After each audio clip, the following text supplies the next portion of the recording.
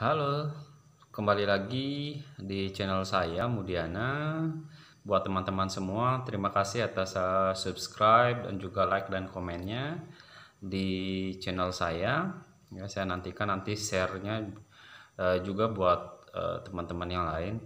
Nah, seperti yang saya janjikan di media sosial hari ini, maka hari ini saya juga akan membuat salah satu video, cuman di media sosial saya buat masih tanda tanya. Nah, sebenarnya hari ini topiknya saya akan buat sama seperti kemarin, masih terkait juga dengan interview. Nah, cuman bedanya hari ini, biasanya saya cuma membahas satu topik dalam satu video. Nah, sekarang saya akan mencoba untuk mengkombinasikan ya satu topik ditambah satu topik lagi. Nah, topik ini kayak topik bonus lah ya. Nah, apa topik yang akan kita ambil hari ini? Nah, yang akan kita ambil hari ini adalah salah satu pertanyaan yang biasanya juga ditanyakan oleh pewawancara kepada kandidatnya. Pertanyaannya adalah, adakah pertanyaan dari Anda buat saya atau buat perusahaan? Nah, ini kadang ini ya, mungkin yang baru pertama kali dia interview, mungkin dia akan kagok atau dia akan terkejut gitu. Saya harus menanyakan apa ya kepada pewawancara, dan akhirnya secara spontan dia akan bilang, tidak ada Pak, terima kasih semuanya sudah cukup jelas. Nah, ini yang idealnya kalian harus pikirkan baik-baik. Ketika ada pertanyaan seperti ini, saya sarankan Anda harus menjawabnya. Inilah yang akan kita bahas hari ini. Bukan jawabannya, maaf Pak, tidak ada, semuanya sudah cukup jelas. Nah, itu berarti sepertinya tidak ada ketertarikan oleh kandidat kepada perusahaan, atau memang semuanya sudah jelas. Tetapi dari segi HRD atau segi penanya, dia akan merasa ragu nih. Ini kandidat ini apa benar mengerti, atau dia memang tidak tertarik ke perusahaan, atau memang dia pintar. Nah, banyak hal yang akan dia pikirkan. Nah, yang akan saya bahas sekarang seperti biasa adalah motivasi. Alasan kenapa pertanyaan ini dipertanyakan oleh pewawancara. Nah, kita juga mesti tahu nih kenapa pertanyaan ini muncul. Nah, ada dua hal yang yang saya coba rangkum ya, kenapa ada pertanyaan seperti itu. Nah, HRD itu pewawancara itu ingin tahu itu teman-teman tertarik nggak sama perusahaannya sekarang ini, artinya terhadap perusahaan yang dilamar. Adakah ketertarikan teman-teman atau kandidat terhadap perusahaan ini? Nah, itu dia. Yang kedua adalah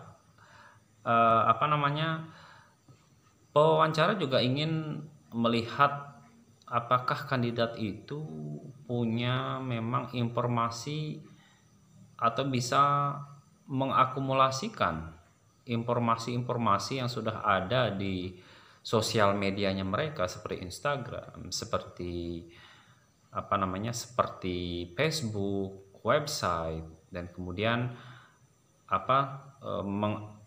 membuat data-data dari semua source itu. Nah, ini istilahnya adalah pewawancara ingin melihat tingkat analisa Anda terhadap informasi yang ada. Seberapa kuat analisa Anda terhadap informasi-informasi yang ada di lapangan. Artinya yang terkait dengan perusahaan. Ya. Jadi itu alasannya. Jadi ada dua alasan ya. Satu, apakah Anda tertarik? Yang kedua adalah tingkat analisa data Anda terhadap informasi perusahaan. Yes.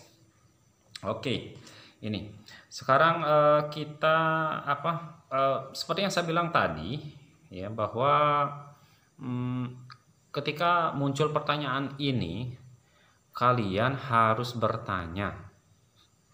Ingat baik-baik, harus bertanya. Yes. Jadi apa yang harus kalian lakukan? Nah, apa yang harus saya lakukan itu adalah kita melihat dan menganalisa profil perusahaan secara tajam dari informasi-informasi yang sudah mereka punya di sosial media. Seperti yang saya bilang tadi, poin dasarnya tadi yang 2 itu. Nah, dari situ kita udah tahu bahwa yang harus kita lakukan adalah saya harus kuat di profil perusahaan. Dari situ mungkin ada celah-celah yang bisa saya tanyakan nanti kepada pewawancara. Bagaimana yang pertama tadi? Yang pertama ya ketertarikan, ya nanti ini jawabannya akan saya contohkan juga nanti. Ya jawabannya ya nanti saya akan contohkan. Yes, oke. Nah, ini saya akan langsung berikan masukan bagaimana kita menjawabnya. Ini ada 2 contoh ya. Ya, saya buat ada 2 contoh. Ada 2 contoh. Nah, ini kita melihatnya dari segi ini ya, dari segi dari segi kita nanti sesudah selesai wawancara itu tadi, dan kemudian kita akan menanyakan yang cukup lumrah lah sebagai seorang pencari kerja. Jadi contohnya apa ya? Jadi kalian bisa tanyakan seperti ini. Apakah ada pertanyaan untuk perusahaan kami atau untuk saya? Kemudian Anda bisa menjawab, ya saya ada Pak. Kalau boleh saya tahu nanti untuk skema report saya itu biasanya bagaimana ya di perusahaan ini. Nah, artinya kalau Anda melamar misalkan di kapten ya, kalau kita di restoran contohnya kita mengantar ke kapten, kalian bisa tanyakan nanti alur reportnya saya kemana ya Pak. Nah, karena mungkin beda-beda perusahaan beda-beda alur report, tergantung besar perusahaannya ya. Jadi alur reportnya seperti apa dan sebagainya ya kalian bisa pertanyakan. Itu simple banget ya. Nah, yang kedua adalah kalian juga bisa menanyakan nanti ya kalau nanti misalkan saya mau meningkatkan karir saya Pak, nah bagaimana sih skema yang harus saya lalui di sini? Nah, itu juga bisa kalian tanyakan juga, ya kan? Jadi masalah karir gitu kalian kan bisa tanyakan juga. Nanti kalau kalian misalkan sekarang di level yang bawah, kalau mau ke level 3 misalkan ya mungkin ditanyakan juga nanti kalau saya mau ke level 4 apa yang harus saya lakukan Pak. Nah, itu bisa lakukan seperti itu. Ya, jadi simpel ya sebenarnya ya. Nah, yang kedua itu kan pertanyaan-pertanyaan yang secara operasional bisa kalian pertanyakan kepada pewawancara. Nah, yang kedua pertanyaan yang mungkin ada pertanyaan-pertanyaan spesial yang yang kalian bisa tanyakan. Misalkan pertanyaan spesial itu seperti apa? Setelah kalian tadi menganalisa misalkan informasi, kemudian data-data dari perusahaan. Nah, jika kalian menemukan salah satu titik celah pertanyaan di situ yang terkait dengan perkembangan perusahaan, ya kalian bisa tanyakan di situ. Kalian bisa mencari celahnya di situ. Ini based on berdasarkan analisa informasi dari perusahaan tersebut. Yes, itu dia cara menjawab jika nanti ada pertanyaan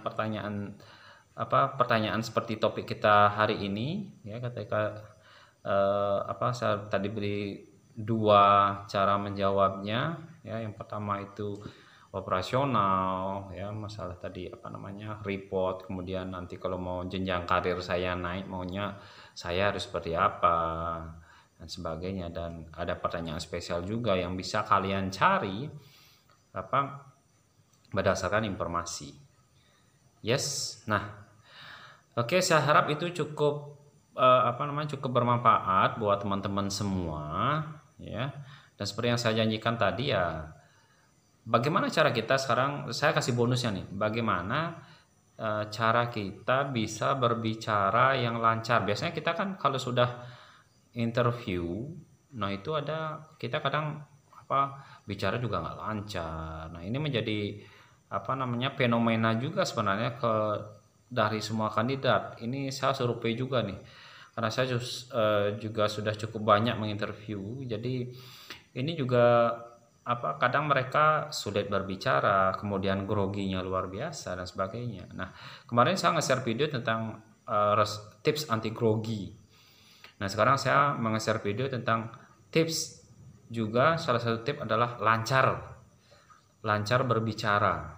Artinya lancar berbicara ya, kita pede ngomongnya. Bagaimana kita melatihnya? Di sini akan saya ngasih, ini saya sudah rangkum. Saya akan ngasih 3 cara. 3 cara saja. Ya, simple. Yang pertama, ini saya selalu rekomendasikan kepada seluruh teman-teman ya, adik-adik, itu adalah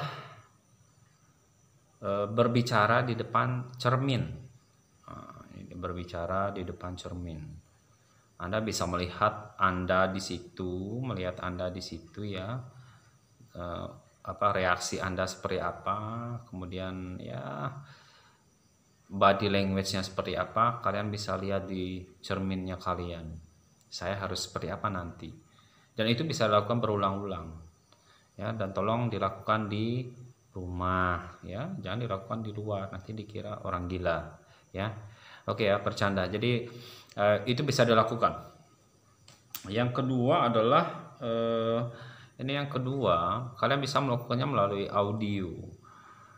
Audio ini sama dengan kalian merekam kalau kita punya, kan ada handphone sekarang nih, kita merekam diri kita, kemudian kita dengarkan intonasi suara kita ya, pas di tempat tidur, kemudian tadi bicara, kita dengarkan ini intonasi saya sudah bagus nggak ya. Nah, itu bisa kalian lakukan ini itu kalian bisa lakukan dimanapun. Kalau sudah rekam, nanti kalau sudah di pas istirahat atau pas di mana, kalian bisa dengarkan dan analisa ini voice, intonasi saya sudah bagus belum. Simple ya. Terus yang ketiga adalah, nah ini kayak kita sekarang nih, kita bisa merekam video sendiri. Nah, ini dia. Kita bisa merekam video sendiri. Ya, nanti kalian merekam video, nanti kalian lihat jawaban mimik kalian di situ, kalian lihat raut muka kalian, dan kalian akan menganalisa diri kalian sendiri, apakah saya ini sudah bagus nggak, saya ini udah kelihatan muka saya udah sesuai nggak gitu. Jadi kalian bisa melihatnya di situ. Nah teman-teman, simple ya. Jadi tips lancar berbicara saat interview. Jadi ini teknik yang biasa sih saya lakukan dari dulu ya. Baik teman-teman, demikian video saya hari ini, semoga bermanfaat buat teman-teman semua. Jika bermanfaat tolong di share, maksudnya nanti mungkin punya 10 teman gitu, nanti di tag juga teman-temannya, tolong dong di subscribe channelnya Mudiana Made gitu. Jadi biar saya bisa raih 1000 subscribers secepatnya. Yes, thank you buat teman-teman semua. Tetap semangat di masa pandemi. Semoga ini cepat berlalu dan kita nanti kalau sudah